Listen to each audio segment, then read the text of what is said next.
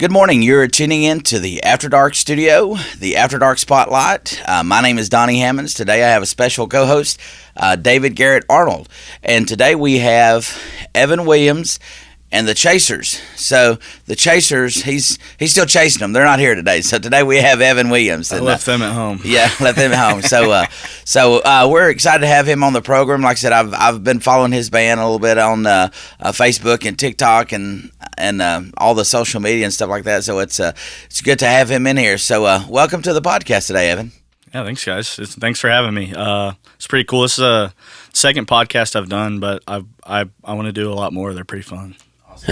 So I was reading about your band and stuff like that, and So tell us a little bit how you got started, because you're kind of a younger part of the generation that's playing this Southern rock. So tell us a little bit about your age and like how you got started. Yeah, so I'm 31. I started playing guitar at 15. I've always been like the 90s alternative and 90s music's always been a huge part of my life. Like I was born in 94.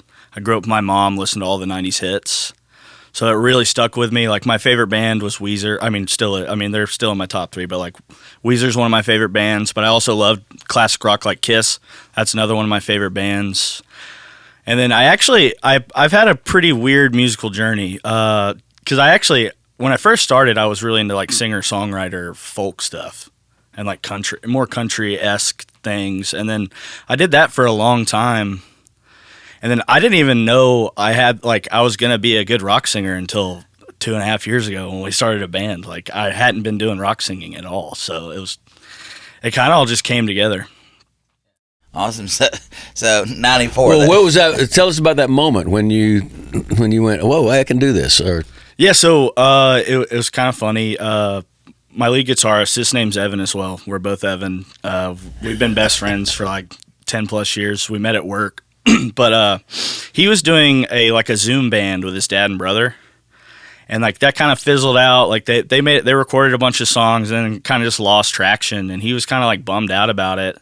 And like at the time, I was like gearing up, like I was doing open mics like every week and building a set. I was about to start doing like acoustic gigs, so I was getting ready to start being a professional musician. And then, we just hung out one day. He showed me a riff he had. I mean, we just got drunk as piss. And I wrote a song, and then we recorded it. And then me and him sat down, and we were like, hey, man, like, we can just do this. Like, let's just make music and record it and release it. Like, we had no intentions of starting a band at first. And then, so we take the song, and then I show it to one of my other buddies. He's been in a lot of bands. He plays bass, and he's like, can I play bass for y'all? And we're like, yeah, dude. Like, come on. And then we show it to my other friend. He's literally never been a drummer. He learns drums to play with us. And then we were just off. Like, I booked us a headlining gig at a local music festival before we even had a set. Oh, wow. And then we were just, like, cramming for 6 months, like, in my shed trying to get ready. And then we just started playing around. Like, I've always, like I said, I love 90s alt. Like, I've done some of the softer stuff, like playing acoustically and stuff. And then we just kind of started going for it. And I was like, I got this. Like, yeah. I didn't realize how much potential I had in my voice, but yeah, so it's been awesome. Like now, like it feels almost like destiny. Like I unlocked it. Like I'm doing what I'm supposed to be doing. That's what and having the studio and me being a musician myself, I work with tons and tons of artists, and some come in, and I know exactly what you're speaking of, because what I feel is you have it. When I said, I mean, he's got it. You have the gift. It's something that you're like, okay, I was born to do this. This is destiny. It comes natural.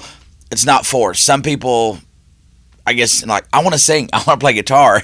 Yeah. And bless their heart, they can't do it because they just, it's like, I think you need to find another hobby. You know what I mean? But it's like I said, I think that's the difference of having the gift and being able to, want to do something. Yeah.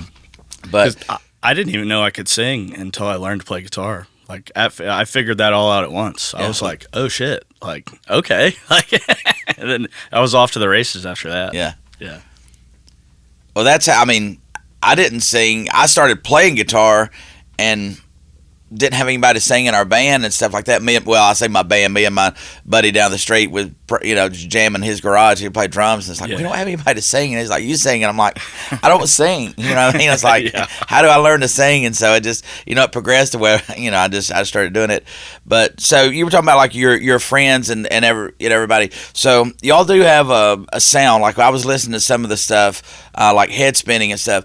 And when it came on, I'm like, man, this sounds like, actually 90s. This sounds like a Killers or something like that. And then when we got in, I was like, no, this is Nirvana. And then when it kicked in, I was like, no, I can hear like Southern rock. I can hear some Allman Brothers. So with your friends, did they all just kind of adapt and I guess that style of music that you're playing, or did y'all all say being raised up was, did you said you listened to '90s and stuff like that. Did any of them listen to the Allman Brothers or '70s and stuff to get that Southern? Yeah, we're all like really well versed in classic rock and so like I didn't really touch on that, but yeah, like Skinner, love Skinner. Like Southern rock's always been a huge part of my life as well. Classic rock and '90s alternative, but me and my guitarist, we kind of had a vision, and it kind of just fell together. I mean, it's so natural to me because I mean, basically, I just write songs that are true to myself, and I've grown up in the South, so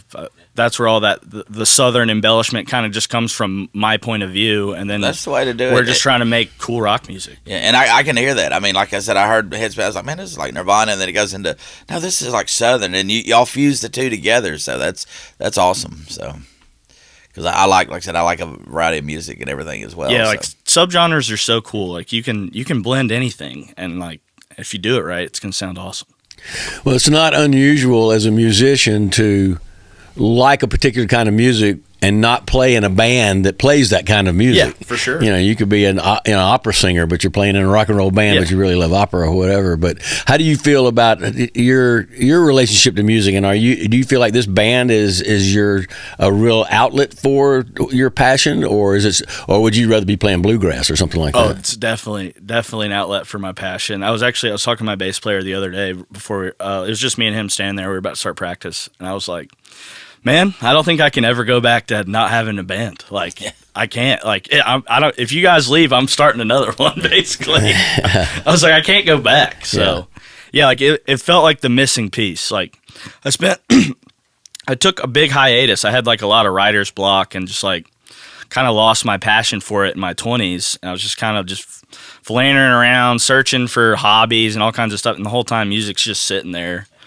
And then finally, I don't know. I just started picking up my guitar again, and then just like the passion was back. And then like I was gearing up. Like I said, I was going to start playing acoustic gigs, and then I had a daughter, so that kind of put everything on hold. And then about 6 months later, that's when me and him were down in his basement drinking whiskey, and wrote a cool track. That's awesome. You kind of remind me of myself, younger stuff. I'm 50, but I did the band stuff. All through like middle school and high school and stuff like that. And then when I, became an adult and had bands and stuff, and I loved it. Yeah. But then it got to the drama part of, he won't show up for practice. He's late for, just all the band drama. So I was like, you know what? I'm going to do it by myself. I'm going to do all acoustic stuff. So I did acoustic stuff for probably, 5 or 6 years. I'm like, man, this is so easy because I'm like, I load me up, load my stuff. But there was like this void. It's like, I would go see these bands and I'm like, I want to rock. I want to be on the stage because, and the acoustic stuff's fun and it has its place. But it's just, I can't rock rock like I do on acoustic sometimes with the band. So I was like, I'm going to put another band together. Yeah. And then when I did, I was like, this feels like home. This is where I was supposed to be, and so you remind me a lot of my my younger self. Now, I will have to say though, I would have to dispute that he can't rock with an acoustic guitar because I've seen him indeed rock with an acoustic guitar. Yeah, when I do, I think it's just natural for us to do it. We're like I have to sometimes like I'll be playing a gig and I'm like. And I'll get into it. I'm like, oh yeah, this is an acoustic gig. I'm at a vineyard. I need to calm down. I'm like, I can't help it because I want to rock. Yeah. Well, I want to tell you, this guy is the master of the medley. Okay. He can get 10 songs into a medley, and you don't. And it's just you just transition from song to song. You don't even realize you've gone on this musical journey. And you went, well, I think we've been sitting here for 45 minutes, and he just played 10 songs. And Adam's just sitting over there going, and, they got these little visual cues, and they look at each other. And he changes a little beat here and there to make the song sound, whatever the signature lick is for that song. Yeah. But that kind of stuff's cool. We've been working on trying to implement some of that stuff into our set too. And one thing that draws me to you, like I said, I haven't got the opportunity to see you guys live yet, but I went and checked out your TikTok, YouTube, Facebook, and all that stuff. One thing I noticed, I was like, finally, this band moves. They jump around. I was like, because you go see some bands and they stand there and they could be an amazing band. The guy be shredding or just. Hey, think Allman Brothers. And it's just and they just stand there and it's like, man, they're talented, but like, and I'm more for I guess the theatrics and the entertainment because you could take a band to me, I've seen bands that are like not so good or like the top of the game, musically, but man, they're into it, and they put on a show, right? And it's just like that kind of makes up for some of the like a music, the musicality and stuff like that. But like when I was watching you guys, I mean, dude, you're like jumping all over the place. I'm like, this guy, I'll show you something. I mean, he's just like, the guitar solo. Because usually when that guy goes to the guitar solo, the singer's like, well, I'm going to go over here and get a drink of water. I mean, he's over there just like spinning, doing circles. I'm like, you go, boy. So that was, and I think that was a show from Rocco's, I believe. That was last Friday. Yeah. And I was like, man, and the bass players, they're all jamming. I'm like, man, I can feel this from the video. So I could imagine the energy live and stuff like that. So that's one thing that's cool when you got people that can play and get into it. I'm like, man, this is great, So and it helps really somebody really feeling it too. You don't feel like they're just putting on a show. Yeah, it's like they're moved by the music. It's second nature to me. I don't even think about it. Yeah. I just get into it. Well, that's what I could tell, that you weren't just like, and a lot of stuff, even with like my band and stuff, there's some stuff that's choreographed and says, okay, now there's some tribute bands and things like that. Yeah, we're going to swing our guitars up at the same time. Like Robert Plant if I'm going to be if I'm going to be a Zeppelin tribute band. But there's things that I could tell when I was watching that this is not choreographed. This is natural, and that's the cool thing about it, because if I see you twice, you may turn around in circles twice in a show, but like I said, you may do, but you have different. You'll never see the same thing. Yeah, that's what I'm saying. And that's what was cool. I could tell it was genuine. It's like, okay, I can tell they didn't plan this, but it's just it's so funny. We were supposed to play a show today, but it got double booked, and so we were just like, whatever. But I bought a Cupid costume for it. Oh my Lord! Now I just own a Cupid costume. I was like, wait a minute, what? I mean, Cupid costume? That's like a diaper, right? I mean, come on. Yeah, oh yeah. That's not a costume. I end all of our shows. Like we usually do a 3-hour set, and like I always take my shirt off. Like that's part of our show. Like the crowd usually have to be ready for that. Take it off, because I'm covered in tattoos. So yeah, so it was gonna be funny. I couldn't do that. I'm covered in hair. There's a tattoo in there somewhere. Yeah, unless the older women like hairy men or something, big belly dad bods or something. You know what I'm saying? But, all my tattoos are on my arm. They stop at my shoulder, so they like, that's funny. I think tattoos are more to look at than my belly. So there's hopefully going to be some younger musicians who are just starting out looking at these podcasts to get ideas about what they should do and how they should go about their business and so forth, and to get to where somebody like you is. And what would you say would be some of the things that if you had been your 16-year-old self knew what you know now? So one of the best things and best tools that I found, and I still use it today, is open mics. You can find an open mic in any small town. Go there, meet all the local musicians, network, get your chops in front of an audience. I mean, I learned guitar at 15, started singing. I sucked. I started going to open mics immediately. Like, went up there and just like played through the pain, and then that's kind of how I got my chops. And I swear by open mics. Any young musician that talks to me, that's all. I'm pretty sure I saw Joe Walsh recently say he started out going to open mics. It's the easiest pathway, and like I use it still, like for networking, like marketing. Like I go to open mics. I get to have fun. I call it frontman practice. I get to market our band. Like it's a blast, and it's free. You just show up and play. So I think you hit the nail on the head with that one, because like I said, people that come here in my studio, like I said, I have beginners and stuff. And they're like, oh, man, I'm trying to get out and, want to play some shows. I'm like, well, how long you been? Well, I've been playing guitar like 6 months. I'm like, dude, you're not ready for a show yet. Go to the open mic night, hone your craft. And like I said, I'm 50, and I started open mic nights when I was probably 18, 19, stuff like that. And that's just good because like I said, I started playing when I was like 12 and stuff. But when I started getting out and stuff like that, was like I said, after high school, and I was like, okay, what do I do? And I always hung around with people that were older than me, but they were always 21 and older, so I couldn't get in the places that they could be. So I'm like, well, what I do? And back then, I was like, oh man, well, back in my day, so we had this place, and everybody still talks about it till today. Today it was called Mavornin's Irish Pub. And it was just this cool atmosphere. I mean, you go in the door and then you're standing there on this little foyer area, and then you like go downstairs, and when you go downstairs, it's just dim lighting, couches everywhere, and it had a vibe. And there was a guy named Steve Fisher, and he was like our hero, because it was like he was we were all 18, 19, 20, and he was probably in his 50s then and stuff. But this guy had been around Cartersville playing music for 30 years. So, that's Steve Fisher. That's a guy I've been here. That's a guy I've been here about. And it was just cool. And they're like, hey, play 3 or 4 songs. People like you. We'll do another round, like they do. And I honed my craft there and just started to get, like I said, networking and meeting people. And then it would come out of the woodworks. People's like, well, who are you? They're like, you're good. And I'm like, how long have you been playing? I'm like, about 4 years. Oh man, you need to start doing some shows. That's like what I'm trying to do. You know what I mean? So, like I said, I'm like that too. I swear by those for people. And like I said, occasionally I'll go to them and just to hang out and to network, to meet potential studio clients, but just to get up there and play and have fun. And I think it's like it's almost like karaoke. If you can't play yet, or if you're learning, go there. I mean, karaoke is the place to for people that can't sing, find your voice. But if you can't sing or play, it's open mic night. People's not going to criticize you. No, they shouldn't. Most of them just ask a musician. A lot of times they'll play for you. I've seen it happen a million times. I've done that. I've played behind people a lot. Yeah. Another good thing about them too, which I didn't mention, was from a content aspect, because most people who run one will live stream it for you. So you're just getting free content too. So. Well, early guitar teacher, when I was expressing the fact that I really wanted to learn some songs, he looked me in the eye and he said, "You want to learn some songs?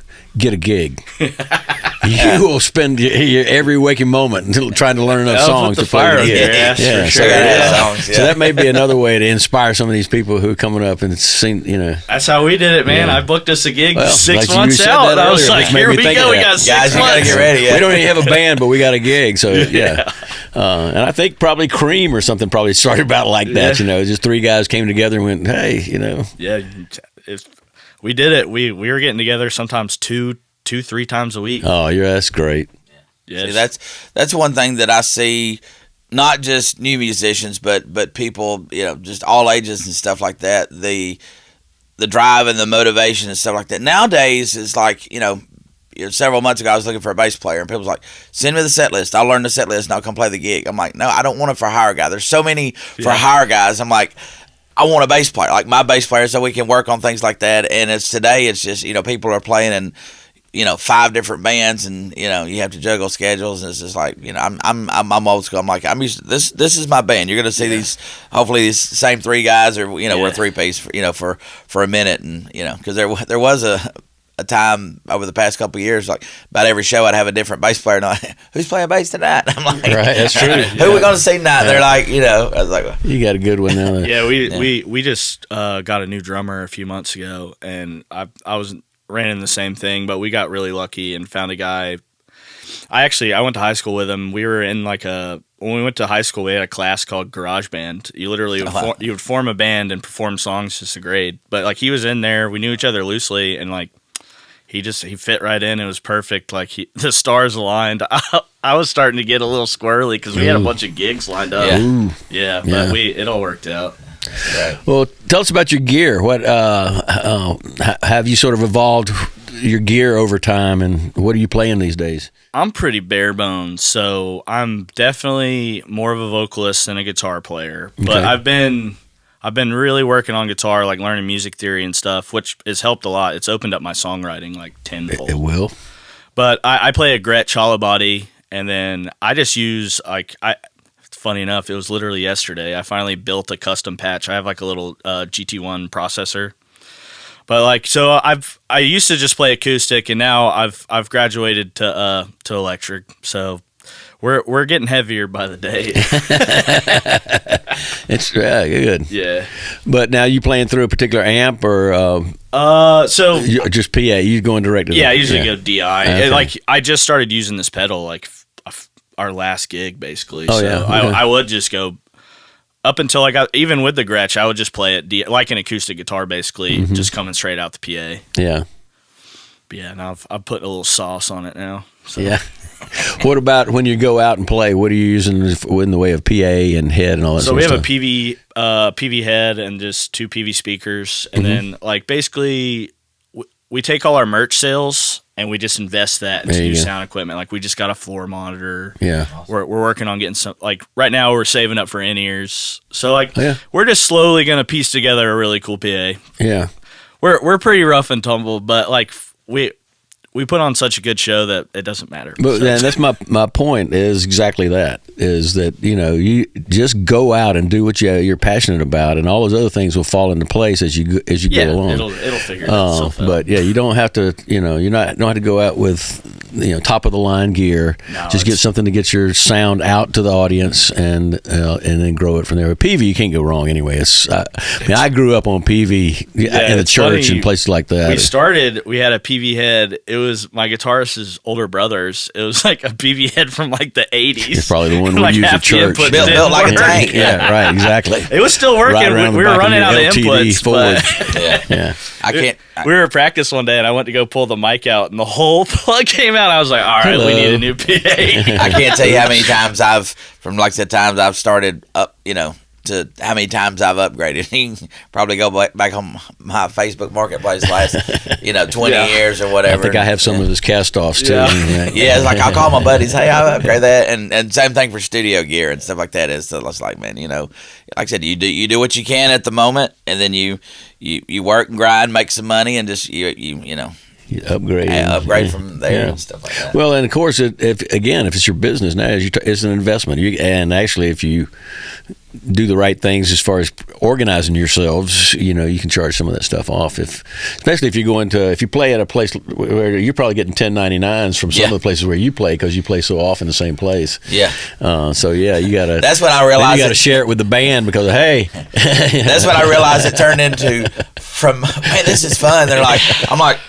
What's this? Taxes. What's this? You want to fill out a 1099? Oh, right. I'm like, okay, now this is getting serious. This is like we're getting the government involved here. So that's but that was a good sign though. It's like, okay, now this is some business. We've started picking up a little traction to the point where like I'm about to start an LLC, and because I think last year we made like 10K as a band, but like pretty dang good. It's just gonna go up from here. So yeah. I'm gonna start doing that, because I don't want to be responsible. If you're in the IRS, he didn't mean 10,000. He just meant 10K. Yeah, $1,000. That's right. Yeah. 100. Just 1,000. Right. They'll be waiting for you out in the parking lot. We'll see you at W2.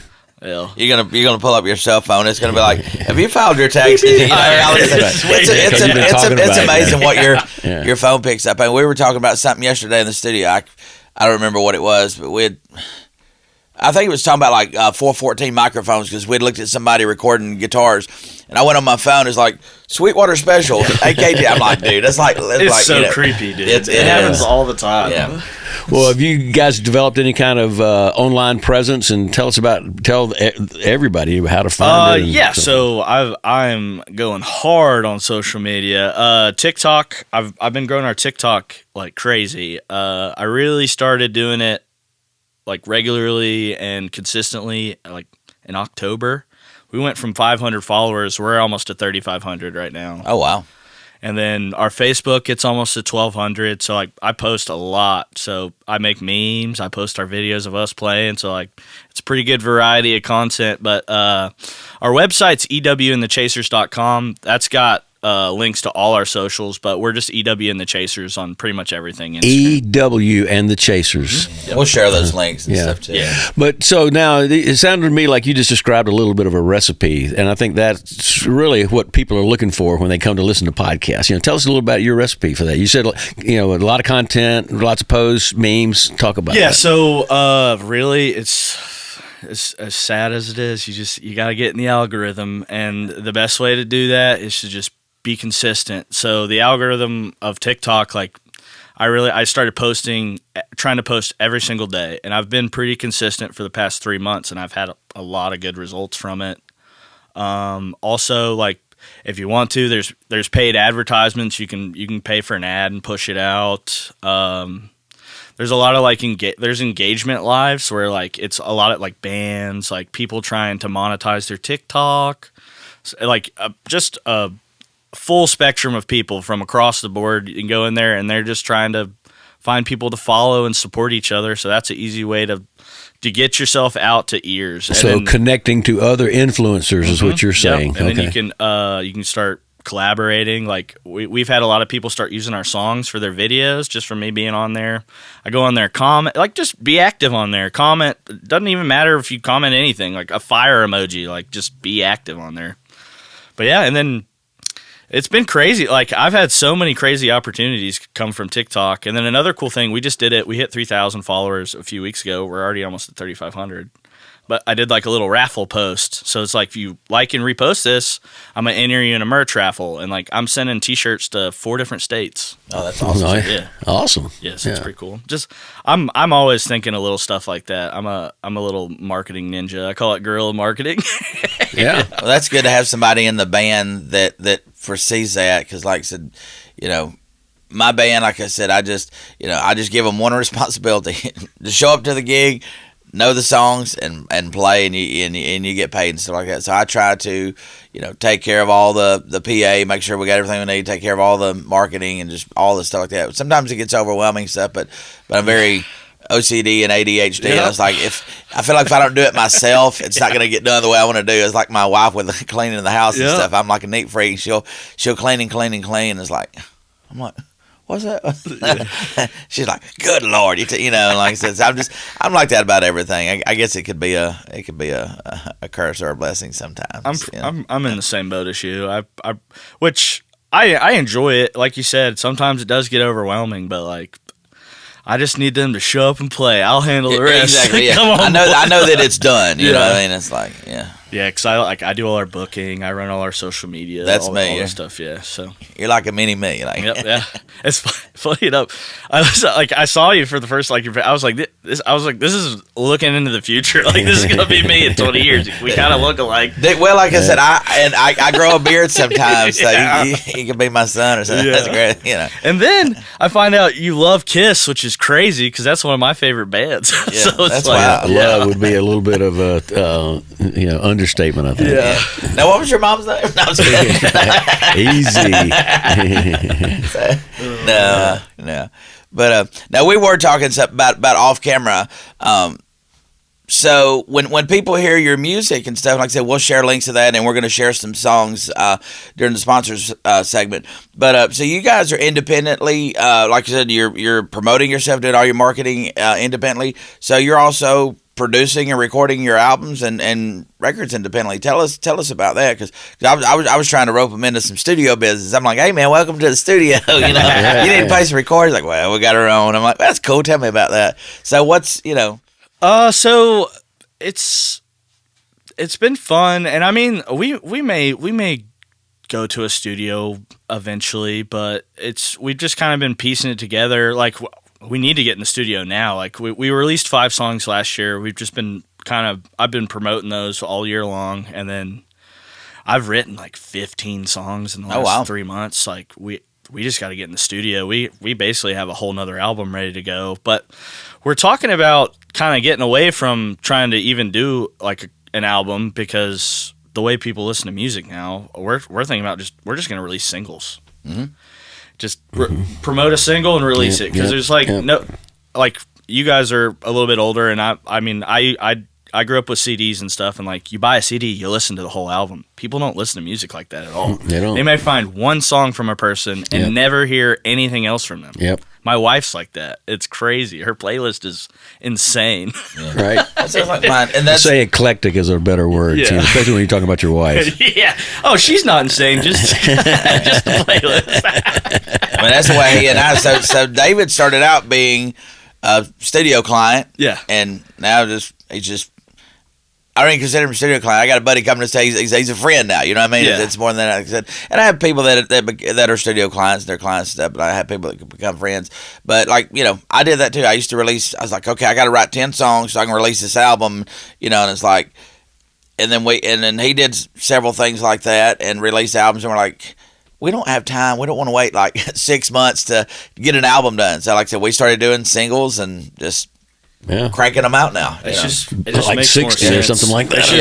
You just got to change to the landscape. Yeah. And that's just how it is now with streaming and stuff. But you're exactly right. People don't, these days, used to, back when I was a kid, I never thought I'd say that back in my day, but, I'd go, we had a place called Record and Tape World, and you would go in there, and the first thing everybody remembers about that place is, do you remember that, and I don't know if you remember, they're probably too young, but they used to have these bottles, you get them from the dollar store, they were about this big, but it was air freshener, but it was called like Indian scent or something. Okay. And they had strawberry and grape, and it was just like so strong, but you would go on Record and Tape World, and you're like, that's not like but anyways, but you would go through that, they're like, and hey, on Tuesdays this new album's going to come out, so people would go there and back in the day get cassettes and stuff. But the cool thing as far as like not just a music lover and stuff, and I guess this got into the producing and parts, like, man, who played on this album? Was it really the band, and opening up and reading the covers and you had all the lyrics, and then they're like produced by so and so, and I'm like, well, what's produced by and engineered and mixed by? And then I started getting, and then I would see these names: Aerosmith, produced by so and so, and then I'd get another album produced by the same guy, and I was like, who is this guy? I mean, you start digging, it's like, okay, this is what they do. That what kind of led me to the recording thing. It's like, well, I know you play music and you record it, but I didn't realize you had a producer there telling you what you're going to do on a song that you've already wrote and you got ready and stuff like that, So it just opened up, like you said, the nostalgia of just being able to open up a CD, booklet and stuff and read information. People don't do that no more. Like, I mean, finding B-sides was so fun, Like, I love finding a good B-side of a cool album. Well, the whole thing about the singles, though, is it opens you up to diversify your music. Now, if before when you're doing an album, you feel like you got to do 10 songs that are in the relatively the same genre, or people will freak out. Concept, or at least somewhere. Right, in that. And we've done some of that too. Sometimes as a songwriter, you can't really control what comes out. Sometimes it's country, sometimes it's pop, sometimes whatever, and you want to be able to do it all. You don't want to be hamstrung. You don't put yourself in a box. So now, if you're just doing singles, and one day you do a ballad, the next day you do something metal or whatever, That's kind of our whole mindset. Like, we're playing with doing like a breakdown and maybe trying to do a metal song, So it's like that way, like, because I just love music, and I love all kinds of music, so like I just like to make what I think sounds cool. So we have a genre, but like I naturally kind of just fill that box, but like we're not going to put ourselves in that box. Like, if we make something that doesn't sound like that, who cares? Right. Well, it's irritating too, because when you go to put a song up in the world and you have to go through these distributors, they force you into these little niches. They make you. You're right. Genre yourself, which is crazy. Right. And I always want to go like West Indian, or whatever. What difference is it going to make? Your algorithm's so faulty Malaysian anyway. hyper pop. Right, exactly. And see what happens. See where it hasn't seemed to matter. Yeah, and I'll always say, well, who are some artists that you think are like this? I'm like Eric Clapton. Put me up there with those guys. What do you think I'm going to say? I mean, Jimi Hendrix. Yeah, exactly. People ask me, they're like, "What kind of music?" Hasn't helped. That's all I can say. Music, but so as we're getting to the closing portion, like I said, do you guys have any? Like I said, we'll put up the links and everything to guys follow you for the music and shows. But do you have any upcoming shows that you'd like to promote, or you just guys kind of grinding? Yeah, we got one. We're taking a little. We don't have one until the end of March, but we're going to take a little hiatus and really work on our original stuff. But we're playing the Killer Creek Harley Davidson in Alpharetta is doing a bike event on March 29th. We'll be there from 1 to 5. Fantastic. Yeah, it's going to be a fun time. We've done a couple of their events. Pretty cool. Oh, yeah, definitely. The bikers are always fun to play for me. Yep. Bikers are our people. Yeah. So do you have any last questions as we wrap up? Anything else? No, I think we covered. Well, like I said, we appreciate, Evan Williams and the Chasers, and we appreciate you coming today. And you guys go check them out. Like I said, we'll put some links on there for you guys to follow and support local music. We love you. We need you. I say we can't do it without you, but we can. But it'd be like some lonely rooms. You know what I'm saying? March 29th, be over in Alpharetta. Yeah. So we needed the support. So thank you guys. Like I said, thank you, Evan Williams and Chasers. My name's Donnie Hammonds. It's David Garrett Arnold. So thank you guys. Have a blessed day. Thanks for having us.